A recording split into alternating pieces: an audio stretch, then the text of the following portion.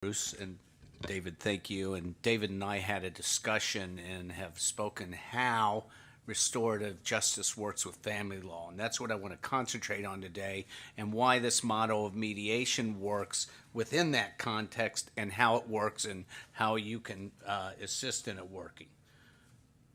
So, just briefly, I like to tell people I'm a reformed lawyer. And it's like Godfather 3. Once you're in, you can't get out. They just bring you back in, but I don't practice law, so I do alternative dispute resolution permanently. All right. So that's all me.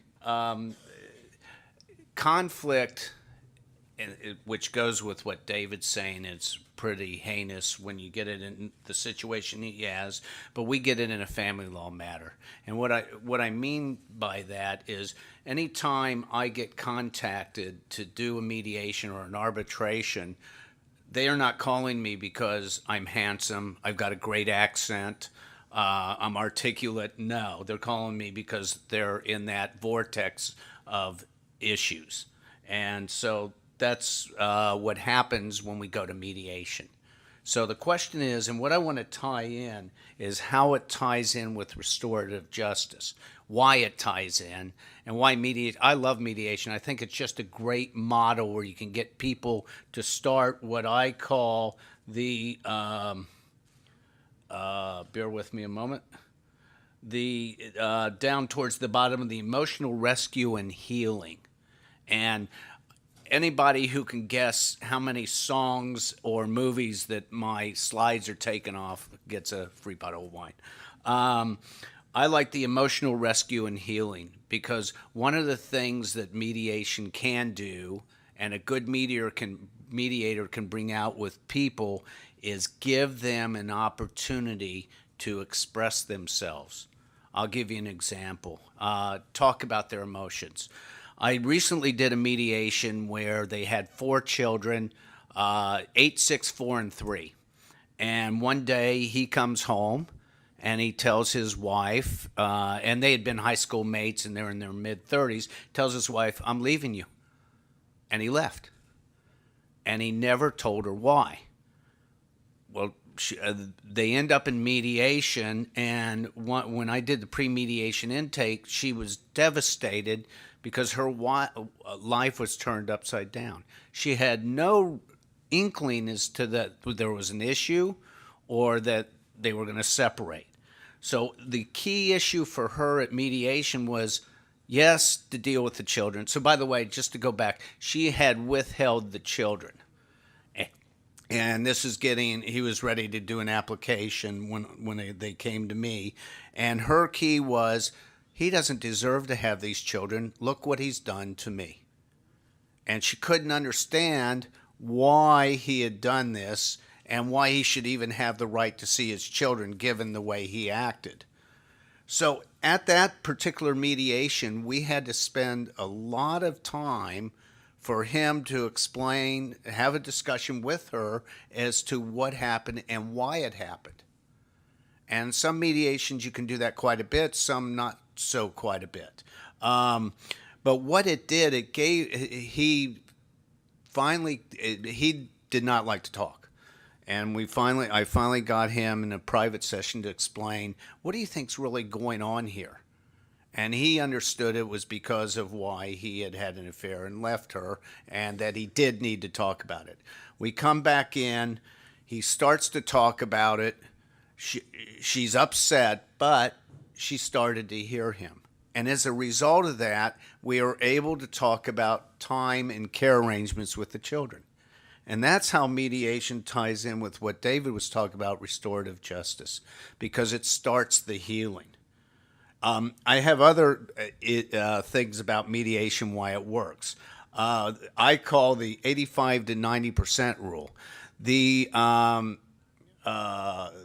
state or the American Bar Association did a study over 3 years, all the mediations in the United States, which are hundreds of thousands of them, and found out that over 85% resolved at mediation. My experience, having mediated thousands of matters, over 90% resolve. The reason they resolve I'll go to in a few minutes. And there's other things, is time, money. I call it the Mazda versus Rolls Royce process. So FRCs are good. They give a a process, but it's usually 2 hours. Whereas if you go with a private mediator, I've done up to 12 hours if necessary. Hopefully not too much. And I put world peace and harmony. It starts the healing process. It starts people thinking that they can move on with their lives and deal with this person as a co-parent. I find it wonderful. Mediations, I mean, everybody here's done mediations. It's pretty easy and simple. It's, you come in, each party talks about their issues. You make an agenda. You ask, why is it an issue? You talk about why it's an issue, make as much peace, and then how are we going to resolve it? What's it going to look like from today on? Now, I put fair dinkum. I love that term. Never had heard that before I moved to Australia, so I think it's a great term. What's really driving this? I call it the iceberg. What's underneath there? What is doing this? What is causing this conflict or these issues to bubble and become nasty or cranky or whatever it is? I call it the independent guru. Somebody called me that once. I thought, I like that. You get an impartial third party who can facilitate the process, but I call it actively facilitate the process. So ask for permission to make suggestions. Ask for permissions to reality test. Ask for permission to give my experience for whatever that's worth, and they can do with it as they want. Mediation, the pleasure versus the pain. You always get ebb and flows in mediation, I think, and then you get that magic moment. Multiple options. There's always, what do they say? There's not one thing that can work, there can be many. So how can we explore that, especially with people who are in severe conflict? Secretive, I didn't want to use confidential. I like secretive. It just sounds so much better. It's like, this is a secret process. Hold on. Now, for you as litigators and in preparing for mediation, a lot of you know all this, so I hope I just can give you suggestions that helps mediators or me or whoever mediates your matter resolve the matter. So know thy file, the good, bad, and ugly. There's always good facts, you always have bad facts, and you always have ugly facts. It's just the wet nature of our adversarial system. So knowing those and being able to deal with them and relate them is good, helps. And client preparation. A lot of times lawyers don't prepare their clients.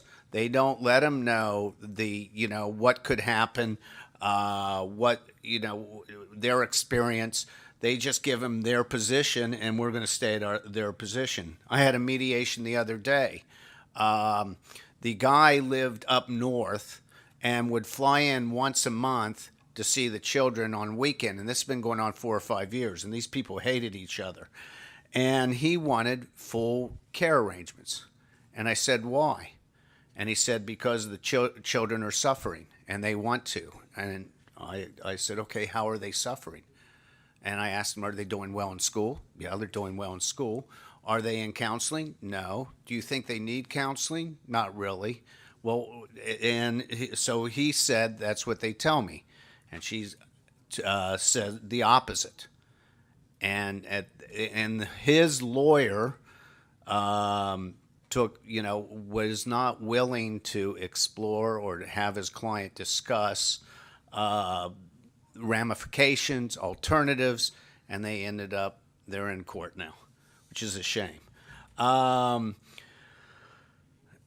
If you're doing a property mediation, sometimes I call it the money people.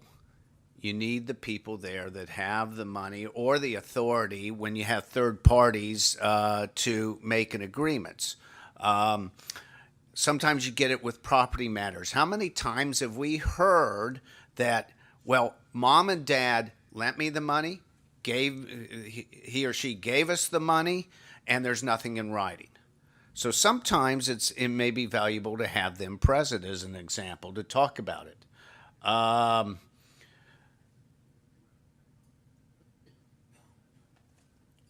like to talk about educate the other side. Let them know that this is where we are, this is our position. However, look at it as a win-win. Be prepared to negotiate is what I tell people. I like when lawyers educate me. So they tell me what the facts and the law is and what the issues are and whether they're children or property, but also what's really going on, what's driving this. I did in mediation with Leanne, and we had a client that was just angry. And he was cranky throughout the mediation, and never stopped being angry. But he was never angry when I came in the room. It was always when I left, then he would yell at her. And we had a break, and she let me know that. So because I had no idea, but it was good to know that. I look at it as a collaborative event. How can we get this resolved? In my mind, there's not a mediation that shouldn't resolve or couldn't resolve and start the process of healing. So I ask people and I ask you as lawyers, that we get an agreement that day if we can, and we get it written, whether it's a parenting plan, heads of agreement, consent order, and have the parties sign it. Classic is buyer beware. My experience, if they think about it, which they're entitled to, they don't have to sign anything. It's not going to occur.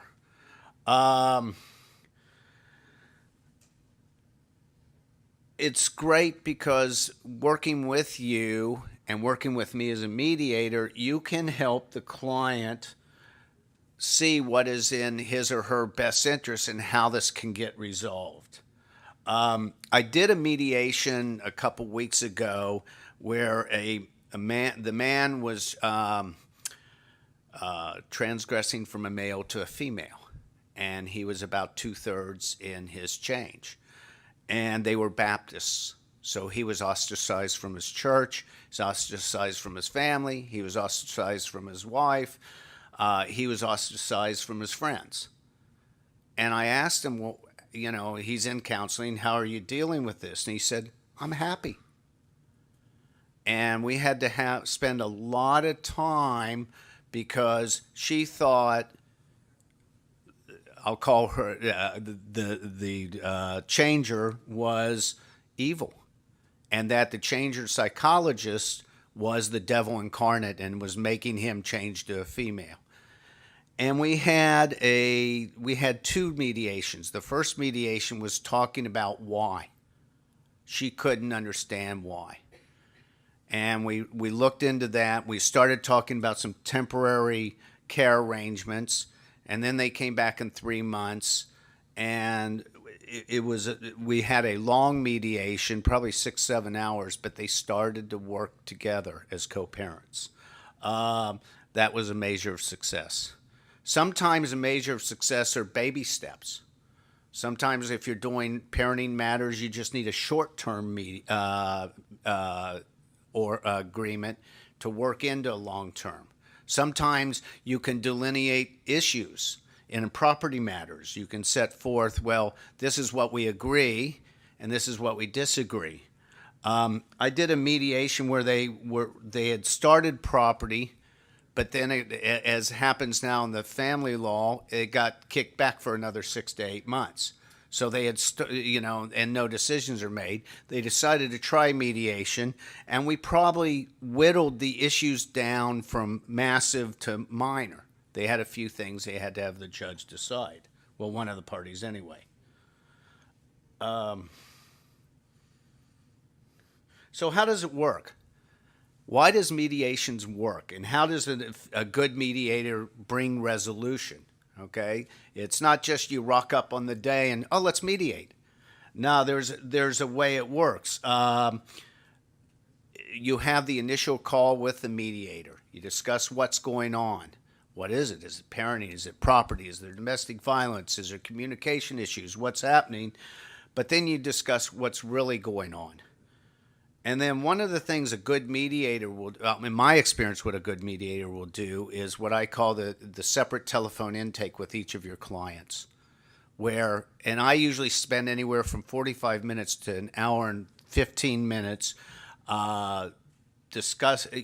explaining the process, taking a history, and an in-depth history, which includes domestic violence, communication, care arrangements, how long were they a couple, why are they not a couple, what happened, how are they traveling emotionally, and other questions. And then we talk about the issues. And so what I'm doing in that process, or what mediator does, is I'm building the rapport with the clients. And that's what a good mediator will do. And it can be done on the day. I find it's easier if I've done it beforehand, because on the day I can check in and then proceed and talk about issues. In that call, you arrange the time and place for mediation.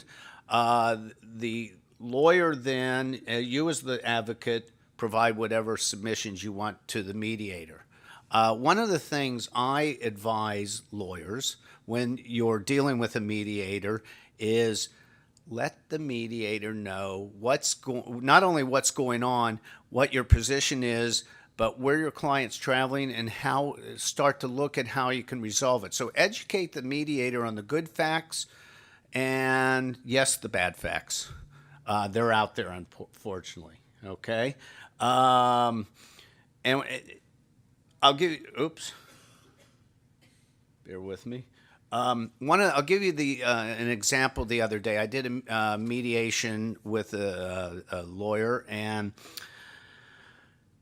he said what we need to do in this situation is play good cop, bad cop. I was the bad cop. Usually I'm the good cop, but he made me the bad cop because he had good rapport with his client. I went, okay, I can do that. And that's what I did. And usually when I walked, so it was a shuttle mediation, and it was about parenting. And when I walked into the other room or walked into her room, I would do my reality testing, and he would, sing his kumbaya and say, well, let me talk to the client about this. And on every time, he would spend 20 to 30 minutes with her and then come out and report to me. And then I'd go to the next room. So I was the bad guy. She did not like me. It's okay. I don't take it personal. And that's one of the things as lawyers, it's your client's case and not your case. When we're there, one of the things I talk to you about as lawyers, what do we need to get it resolved? As fairly as we can. I did a mediation with William where we had a very difficult client who, what did he do for 8 hours in the mediation? He sat in that chair. He would not move. He would not drink water. He was just like tunnel visioned. And I always was amazed. I said, don't you want to get up and go get a walk? No, I want this resolved. Okay. How about some water? No. And how about some food? No. Okay. So it's how do we work with that client? What tools did I need? What did he what did the client need to help him move forward to resolve the matter? So there's all kinds of things. Bad humor is great. And I always say it, I have the world's worst jokes. Daft Laddie, so on and so forth. And then as lawyers, one of the things you want to do is make sure we get an agreement on the day and get it in writing and get it signed. One